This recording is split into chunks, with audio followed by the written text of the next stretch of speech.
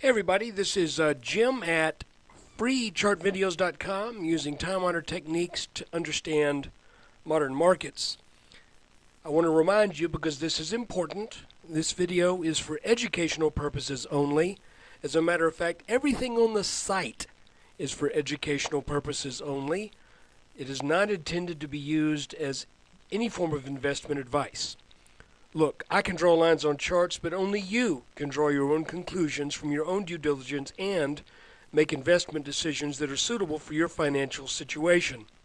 And I am not a licensed professional. Well, I got a driver's license. There you go. And I got a business license. But not for this. I'm just a guy that draws lines on charts. So let's look at the S&P. This is pretty interesting what's going on right now.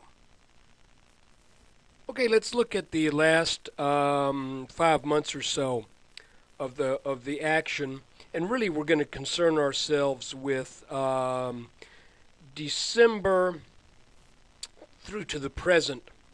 And excuse me, you'll recall that things were headed up in this nice channel. Then we got a big move up that really kind of ended up being kind of a climax. Buying opportunity, well, not an opportunity, a climax buying spree where the market kind of just temporarily threw all their money at it, and then somebody said, "Hey, where's my money?" And they had to get some money out. So there we go. We ended up with this consolidation. Then the consolidation broke out to the upside, and the consolidation is roughly defined thusly. And I'll be the first to tell you that an upside breakout was not extremely obvious from this pattern, but it did happen. And so then we rallied up in a few weeks and hit this upper resistance line back. Tested again, and again. A bunch of times we worked on this upper resistance line, and it would not give way. That's what defines a resistance line, and they're real easy to see when we look back on the charts. When we started this steep sell-off back the last week in February, I was, quite concerned about that, because it looked like, wow, we're just really entering a pretty severe period here. This may be the end of the run, because we did make the 1340, 1350 target. But I wanted, as much as anything else, and like you, I wanted to kind of know, but what's really going on here? Is this the end of it? Or is there something else in the works that I don't know about? So, just for jollies, I erased all my trend lines, discovered this nice line right here, and then I said, what happens if we move this down parallel so that it lines up with the lows back here? Let's really just literally make it line up with the lows. And look what we got. This is where we've been bouncing. Now, there's no guarantee that this line holds.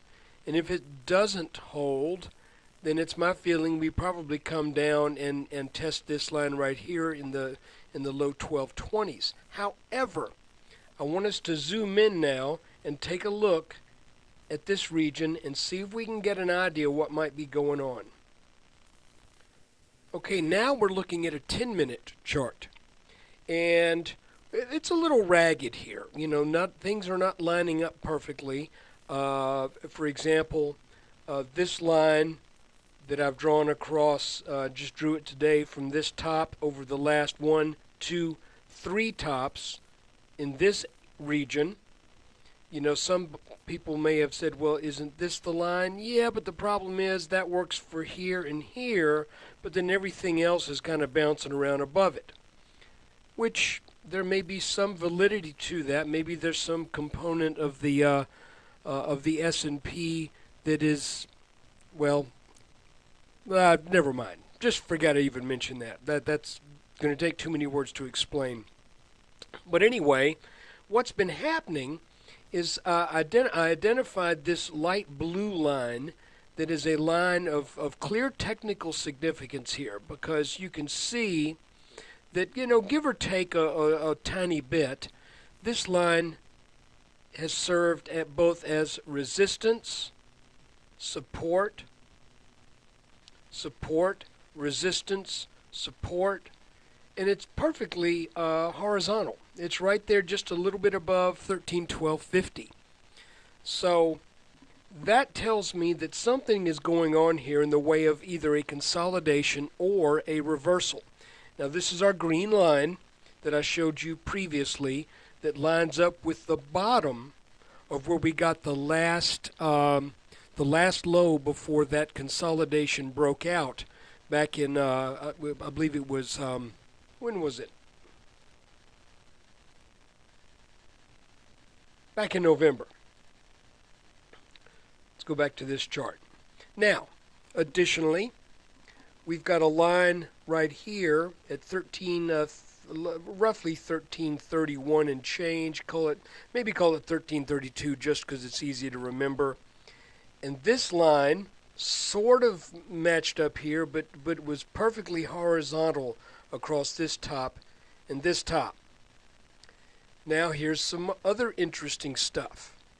It looks to me like the past 4 days have formed something that looks a little bit like an inverse head and shoulders of the consolidation type. Is that for sure what it is? Well, no, not until it breaks out. But you can see that we kind of had a ragged one here that led to a nice up move. We did not really have one here. We had something of just an ugly sort of a double bottom here where this bottom was lower. But what's happening is we are entering this the next trading session with the possibility of a breakout over this purple line. And here's what makes things really interesting. As I mentioned, this whole thing looks to be like a consolidation pattern.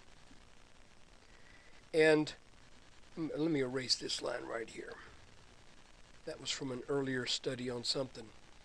If we go with this line as the defining upper line for this pattern, and I'm willing to do that because it's going to give us a little bit more conservative.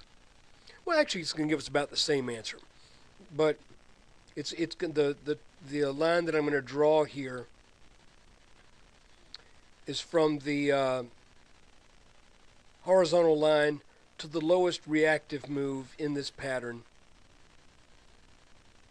And if we add that on to this pattern, we end up with a target of about 1370. Now, here's what's kind of interesting, because another person might say, yeah, but I see this pattern as a symmetrical triangle. In other words, this is not the proper line. This is the proper line because it actually lines up with more things. So if we measure our first reactive move with that line, and we say we break out sometime in the next week or so. Tell you what, let's say it breaks out tomorrow. Then we basically end up with the same target, even though we're working off two different lines. But the first order of business, is this going to break out? Well, let's move in here on a 5-minute chart. And here's where we start looking at what's been going on.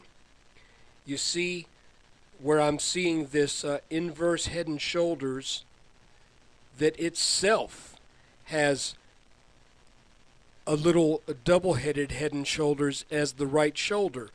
I'm calling this pattern this. It is not confirmed yet.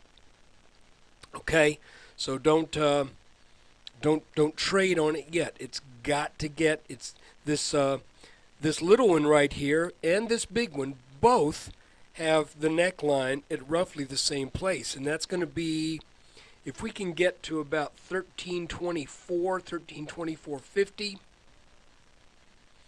then then this will tell me that this pattern is breaking out.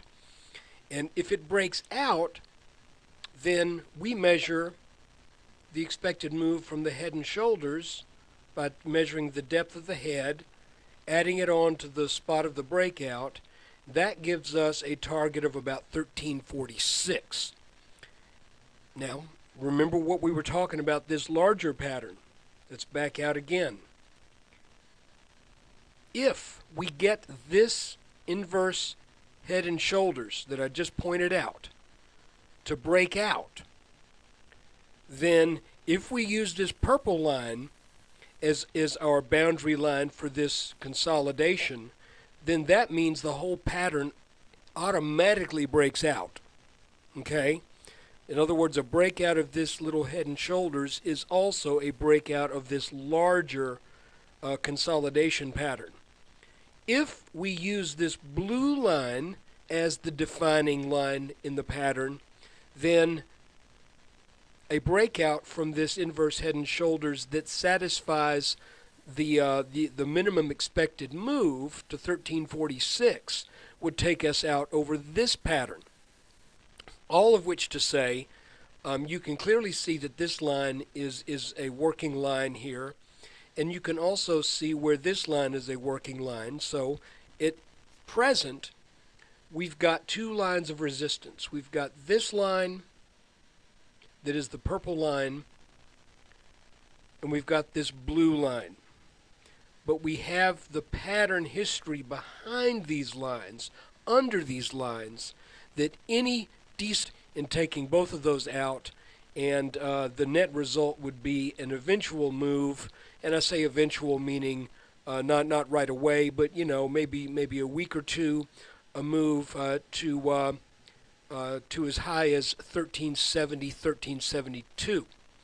Now, let's just mess around for a little bit and see what that might mean. Looking once again at an hourly chart, you can see that if this resistance line that we discussed at the first part of this video, if it remains a working resistance line, this pattern we got going right here, if the move is fairly quick, you can see that there's room underneath this line for that to be met. So, let's see what happens. Again, this whole thing could break down and we could come down, but right now that little inverse head and shoulders, unconfirmed inverse head and shoulders pattern that appears to be developing, I think that's what we need to watch right now. Let's see if that thing plays out. Now I want to show you another chart that is a bit frightening if you're a bull. Those of you who watched the markets today probably were going, what the heck is going on? It's like it looks both strong and weak at the same time. And I think one of the things that's really hurting is the semiconductors, which have been selling off for the past couple of weeks.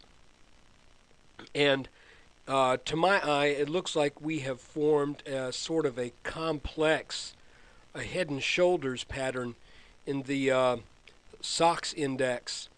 And I believe this is going to pull back to this neckline.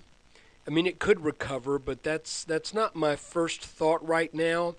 It is possible that this could be a bull flag forming here, but to my eye, this definitely looks like something that needs to be watched because we have such a clear area of support under that neckline, and we have a broken trend behind it. And this is kind of the way head and shoulders form. You get a rally up to the top of a trend line, then you get a higher rally that fails, then you get a breakdown of the trend, then you get a rally that's a back test of that breakdown, then this whole thing fails. So it's not a huge inverse head and shoulders. The minimum expected from it would be taking the SOX index down to about 55 and change. That's still not a good thing for the bulls as it relates to the semiconductors in the NASDAQ. So just wanted to throw that out to you to kind of balance what you might be thinking about doing. And as always, when you get a chance, please come spend a little time at freechartvideos.com, trying to keep it free, so I need your traffic. Take care. There'll be another video tomorrow.